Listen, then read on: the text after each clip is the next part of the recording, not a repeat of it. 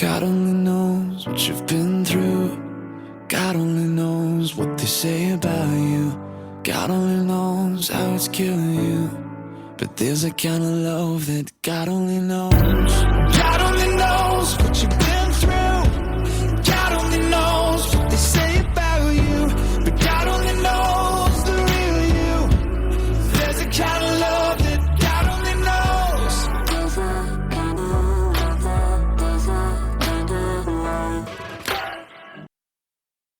Welcome to Season 3, Episode 14 of Your Journey Is Not Over. My name is Tanya Pearson Randolph. This is my own personal journey, and the expressions and opinions are of my own. I own all the rights to my personal journey and to Your Journey Is Not Over. Neither are to be used, copied, or edited in any way without my consent. Okay, getting back into the part of my journey where I begin to shut down and lock down.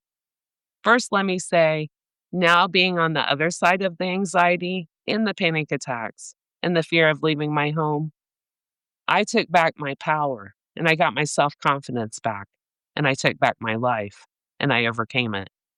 And I want to convey to anyone suffering like I did, if I can do it, anybody can. I also now understand it. And yes, when you understand something, what caused or led you into this existence, then it's easier to overcome it. On my healing journey, I finally discovered what all led me down that path. It took a lot, a lifetime of storing, compartmentalizing, and moving on. Never truly healing. No, I didn't take the time to heal or give myself that grace or space. Even during my complete lockdown, all those hours, days, months that I spent alone, no, I was numb. My brain, or should I say my mind, knew that I couldn't handle anymore. And the cherry on top, and what truly pushed me, was that life insurance policy. Like I said before, recent events definitely played a part. And there was a lot of trauma. New traumas triggering old traumas, and most definitely PTSD. After my childhood, things I endured and went through, even as an adult, how could I not suffer from PTSD? We relate PTSD to our troops, our veterans, and most definitely, the things they endure, see, and experience are things that most human minds can't even comprehend nor deal with. God bless. But what I have discovered, I now realize so many people, men and women, suffer from PTSD. We have waged and fought our own battles, our own wars within our lives, within ourselves, within our own each individual journeys with whatever traumas we've experienced. As my dad always taught me, him being the science teacher that he was, hey, Dad, I really did listen to you. I know you thought I didn't, but I did. But he always said, there's a cause and effect to every single thing in life. And it's so very true. To men and women that are suffering, please know, you didn't take yourself down that long, dark path. No, your trauma led you there. But I promise there is light at the end of that path. And there's a whole brand new life just waiting for you to step back into. It's your journey. Overcome it and continue on. And knowing what I now know again, the cherry on top was that life insurance policy for me. Even though, yes, it was years ago, and I survived it. It didn't come to pass, thank God above. But this was all brand new to me, new information. How do you even begin to comprehend pretty much a murder plot on your life, let alone by your own mother?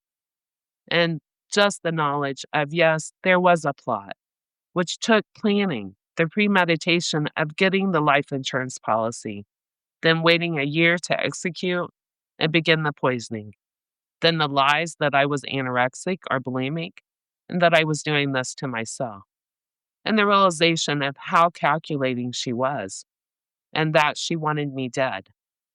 How does a mind, a soul, even begin to comprehend that? I couldn't, so my mind shut down, and I became fearful of everything.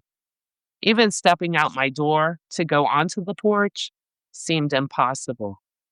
Yes, the fear and all of those emotions are things I should have felt at 15 years old. But as I call it, the Stockholm Syndrome, her being able to flip anything, even this, on me, and twist it to where I was made to feel like I did something wrong. The only thing I did wrong was survive. And her being exposed by my doctor, all that plotting, scheming, money for the premiums of that life insurance policy on me, well, that was gone once she was exposed. And yes, she flipped the script, just like every single person. A true narcissist will never take accountability. It's not how they're designed, built, and even though hurtful, disrespectful. And what I say, they can't be human. Little demons that work for the devil. True narcissists will again, God works all things for the good of us who have faith, trust, and believe in Him. Well, the good is that those narcissists are truly here to teach us lessons about ourselves, and life lessons that eventually will make your journey make so much sense to you. Now, getting back, what my mind comprehended was fear. Again, even if it was when I was 15 years old. This was again new information that triggered such a horrible time in my life, an old trauma. I guess being protected at 15 years old, God's protection, it had to be. I survived, but never, and I mean never. My mind can't go where evil goes. I can't think like that. I can't wrap my head around others that have truly evil hearts and souls. All my mind comprehended was fear everywhere.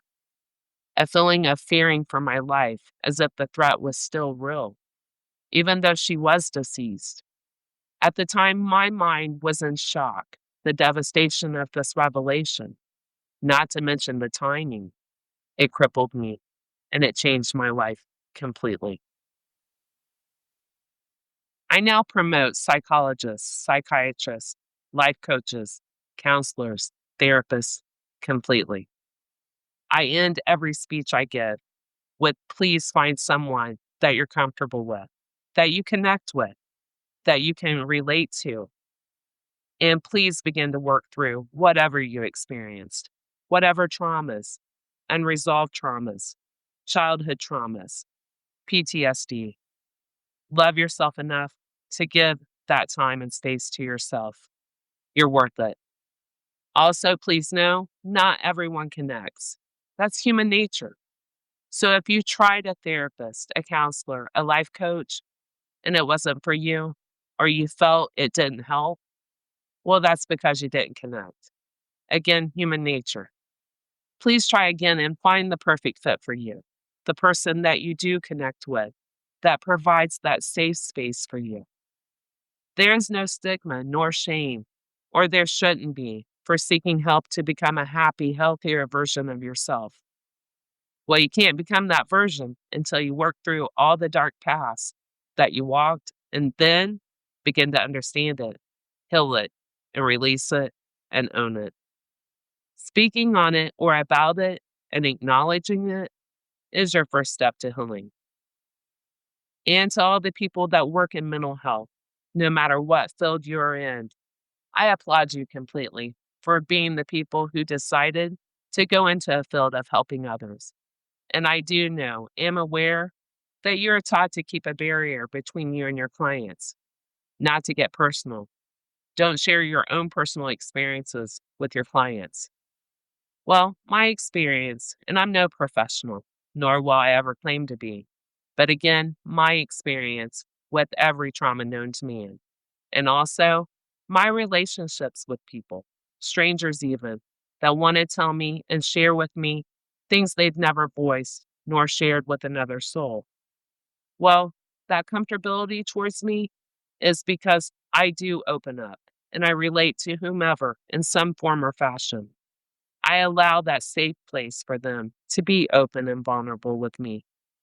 So I urge anyone working in the mental health profession, whether it be a therapist, counselor, life coaches. Please make yourself relatable. Don't go by what the books have taught you. Please let your heart and soul guide you with each individual client. It makes you safe, will allow your clients to open up, share, and begin to make so much progress along their healing journeys.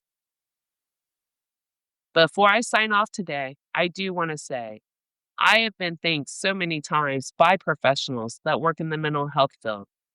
As they have told me, I open them up to a whole new way of seeing things and a different approach that will be so much more productive in helping their clients. And as I always hear, I change their whole perspective. And I hope somehow, some way, I change yours too. I do not own the rights to the things I chose to share today. Anxiety isn't in your head. It's in your chest, your sleep, and in your thoughts at 3:00 a.m. Living with anxiety is like being followed by a voice. It knows all your insecurities and it uses them against you. Like the devil. It gets to the point it's the loudest voice in the room, the only one you can hear. Slow breathing is like an anchor in the midst of an emotional storm. The anchor won't make the storm go away, but it will hold you steady until it passes. Please just breathe. I healed and outgrew the version of me that broke me. The Bible acknowledges intense fear, anxiety, and feelings akin to panic attacks, offering comfort through God's presence, peace, and strength.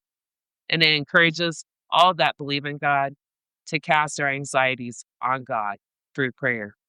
Trust in His protection and focus on His love to calm your overwhelming fears. God's got a plan for you and your life. Trust God, always. This concludes my podcast for this week. Please join me next Tuesday. Listen in, and always remember, your journey is not over. God bless. God only knows what you've been through. God only knows what they say about you. God only knows how it's killing you. But there's a kind of love that God only knows. God only knows what you've been